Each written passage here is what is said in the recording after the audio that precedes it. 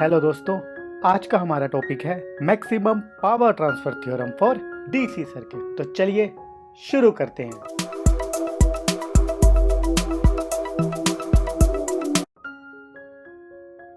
Maximum power transfer theorem for DC circuit. Suppose कीजिए मेरे पास एक वोल्टेज सोर्स है जिसकी वैल्यू है Vs और उसकी इंटरनल रेजिस्टेंस है Rs।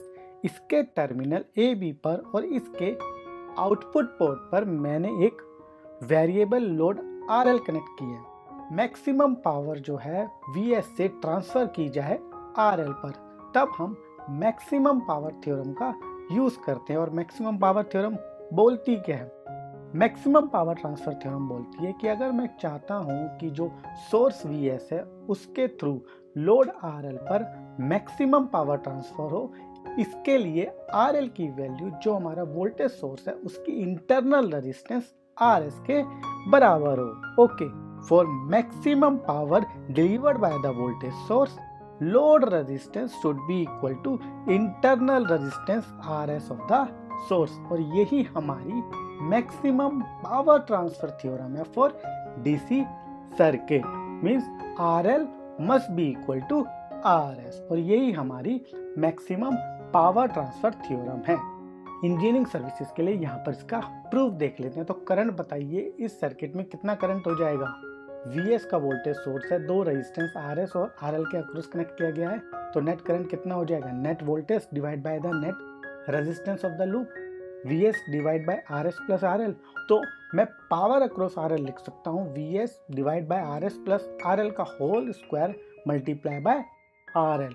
और जब इस पावर को मैं डिफरेंशिएट करूंगा विद रिस्पेक्ट टू RL और इसको इक्वेट कर दूंगा 0 से, तो मुझे कंडीशन मिल जाएगी मैक्सिमम पावर ट्रांसफर की। और इसी को यूज करते हुए हम आसानी से प्रूफ कर सकते हैं कि RL is equal to RS। GATE में प्रूफ नहीं पूछता, बट इंजीनियरिंग सर्विसेज के कन्वेंशनल पेपर में प्रूफ पूछ सकता है।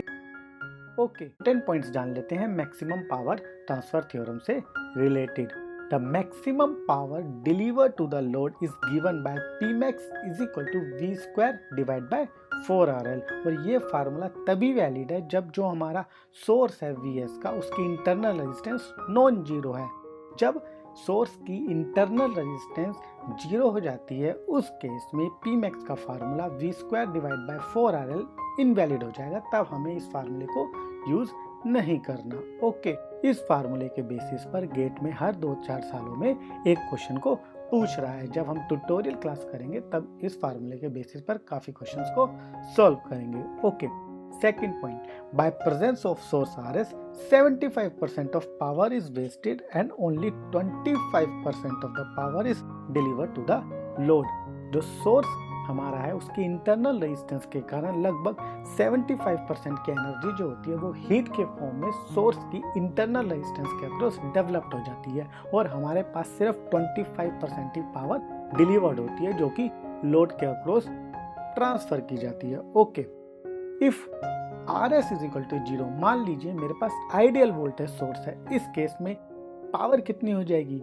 V square divide bye RL, और यही पावर जो है वोल्टेज सोर्स डिलीवर करेगा। तो net input power deliver to the load is equal to the net output power developed across the load. इस केस में हमारे पास 100% पावर डिलीवर्ड होगी लोड के अक्रॉस। अब देख लेते हैं पावर जो लोड के अक्रॉस है वो RL के रिस्पेक्ट में कैसे वेरी कर रही है।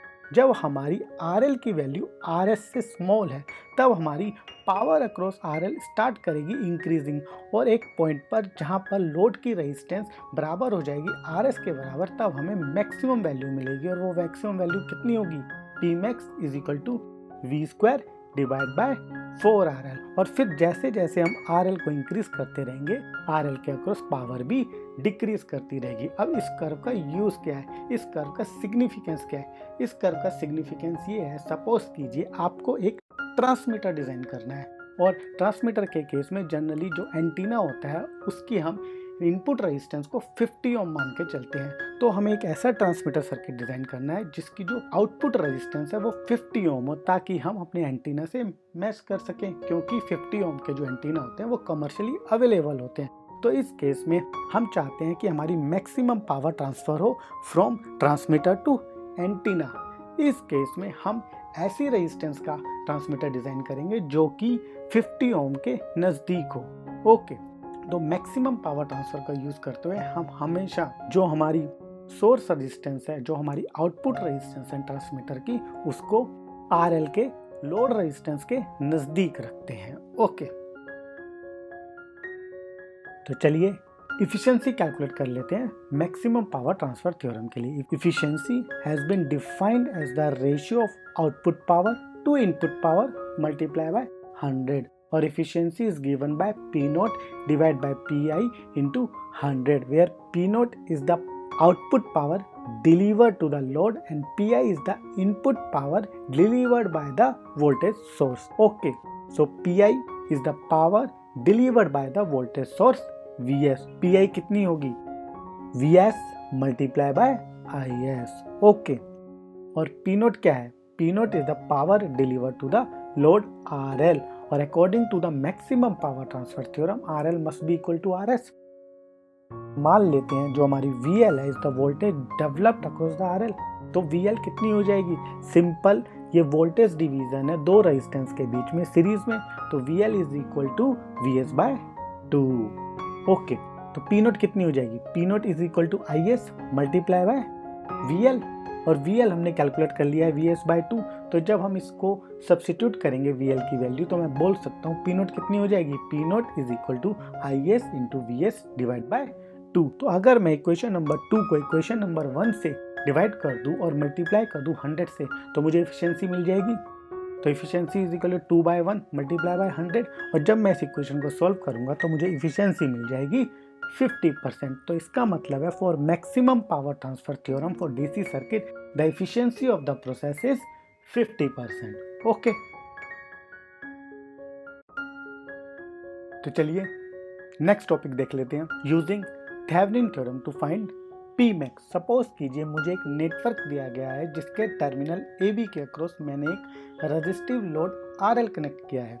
Okay, using my Thevenin theorem मैं इस सोर्स नेटवर्क को टर्मिनल ए बी के अक्रॉस और लोड रेजिस्टेंस RL के अक्रॉस एक प्रैक्टिकल वोल्टेज सोर्स से रिप्लेस कर सकता हूँ जिसकी थेवेनिन वोल्टेज हो जाएगी VTH और जिसके अक्रॉस इंटरनल रेजिस्टेंस RS हो जाएगी RTH। ओके, और इस टर्मिनल ए बी के अक्रॉस मैंने लोड रेजिस्टेंस RL कनेक्ट की गई है। तो यहाँ पर हमने एक कॉम्प्लेक्स नेटवर्क को एक सिंपलर नेटवर्क में कन्वर्ट कर लिया यूजिंग थेवेनिन थ्योरम। तो अब अगर हम मैक्सिमम पावर ट्रांसफर थ्योरम की बात करें तो मैक्सिमम पावर ट्रांसफर थ्योरम बोलती है कि RL के अक्रॉस मैक्सिमम पावर तब डेवलप होगी जब RL की वैल्यू सोर्स रेजिस्टेंस RS के बराबर होगी और यहाँ पे RS कितनी है? RTH के बराबर। तो मैं बोल सकता हूँ for maximum power transfer theorem RL is equal to RTH। तो इसका मतलब है जब भी हमें एक कॉम्प्लेक्स नेटवर्क दिया गया है और हमें RL की वैल्यू कैलकुलेट करनी है फॉर मैक्सिमम पावर ट्रांसफर के लिए, तो हमें क्या कैलकुलेट करना है? हमें थेवेनिन रेजिस्टेंस को कैलकुलेट करना है। ओके, और Pmax इस केस में कितनी हो जाएगी? Pmax is the power delivered to the load और is given by Pmax is equal to Pload is equal to VTH का स्क्वायर डिवाइड बाय 4RTH और यहाँ पे RTH किसके बराबर है? RL के बराबर। तो मैं बोल सकता हूँ हमारी जो मैक्सिमम पावर डिलीवर्ड होगी लोड के वो हो जाएगी VTH का स्क्वायर डिवाइड बाय 4RL। तो यहाँ पर हमें थेवेनिन थ्योरम का यूज करते हुए दो फार्मूले मिल गए। फर्स्ट, मैक्सिमम पावर लोड के अक्रॉस डेवलप्ड होगी जब RL इक्वल टू होगी थेवेनिन रेजिस्टेंस के और हमारी मैक्सिमम पावर की वैल्यू कितनी हो जाएगी? VTH का square divide by 4RTH। Okay, तो थेवेनिन थ्योरम को यूज करते हुए हम मैक्सिमम पावर ट्रांसफर थ्योरम से रिलेटेड जितने भी क्वेश्चन गेट में पूछे गए हैं उनको बड़ी आसानी से सॉल्व कर सकते हैं। ये एक तरह का ब्रह्मास्त्र है मैक्सिमम पावर ट्रांसफर थ्योरम को सॉल्व करने के लिए। ओके, तो चलिए जान लेते हैं मैक्सिमम पावर ट्रांसफर थ्योरम्स में गेट से किस टाइप के क्वेश्चन पूछे जाते हैं। फर्स्ट टाइप के क्वेश्चन वो है जिसमें RL जो है वो वेरिएबल है। मान लीजिए आपको ऐसे सर्किट दिए जा रहे हैं जिसमें RL वेरिएबल है। फर्स्ट टाइप ऑफ क्वेश्चन वो होते हैं जिसमें वो पूछता है कि RL की वो वैल्यू कैलकुलेट कीजिए जिसके कारण RL के अक्रॉस मैक्सिमम पावर डिलीवर्ड होगी। और अभी हमने अपने लेक्चर में जाना कि RL must be equal to RTH और RS for maximum power delivered to the load. तो इस टाइप के क्वेश्चन में हमें RL के अक्रॉस इक्विवेलेंट रेजिस्टेंस कैलकुलेट करनी होती है और RL के across equivalent Thevenin resistance calculate करनी होती है। तो ये हो गए हमारे टाइप 1 के क्वेश्चन। टाइप 2 के क्वेश्चन में हमसे मैक्सिमम पावर क्या डेवलप्ड होगी RL के अक्रॉस ये कैलकुलेट कराता है। ओके, तो हमें पता है जो हमारी थेवेनिन थ्योरम है उसका यूज करते हुए हम कॉम्प्लेक्स नेटवर्क को सिंपलर नेटवर्क में कन्वर्ट कर लेंगे और फिर अपना Pmax का फार्मूला जो अभी हमने स्टडी करा है उसको यूज करते हुए हम Pmax को कैलकुलेट कर लेंगे। और इस केस में जो RL जब वेरिएबल होती है तो हमारी इफिशिएंसी कितनी हो जाती है 25% और Pmax कितनी हो जाती है VTH का स्क्वायर डिवाइड बाय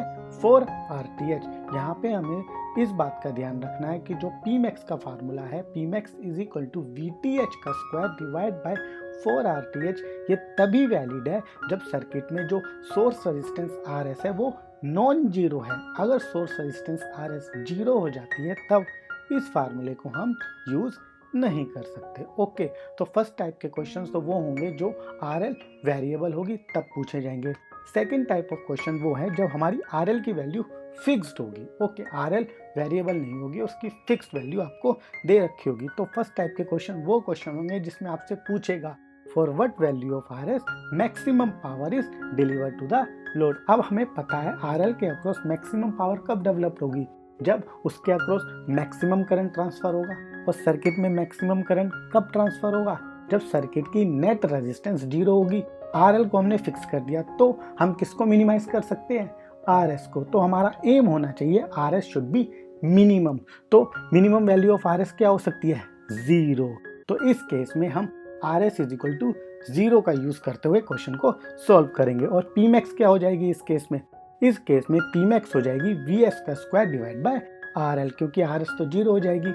और इस केस में हमारी इफिशिएंसी हो जाएगी 100%। ओके, तो गेट में मैक्सिमम 2 टाइप के क्वेश्चन ही अपीयर होंगे। तो पहला टाइप है जब RL वेरिएबल है तो उस केस में हमें RL और Pmax की वैल्यू कैलकुलेट करनी है। इस केस में इफिशिएंसी हो जाएगी 25% और Pmax हो जाएगी VTH का स्क्वायर डिवाइड बाय 4RTH। दूसरा केस वो है जिसमें RL फिक्स्ड है, इसमें RS की वैल्यू हो जाएगी 0 और हमारी Pmax कितनी हो जाएगी VS का स्क्वायर डिवाइड बाय RL और इफिशिएंसी हो जाएगी 100%। बस इन्हीं फार्मूलों का यूज करते हुए हम गेट के क्वेश्चंस को अब सॉल्व करेंगे। ओके।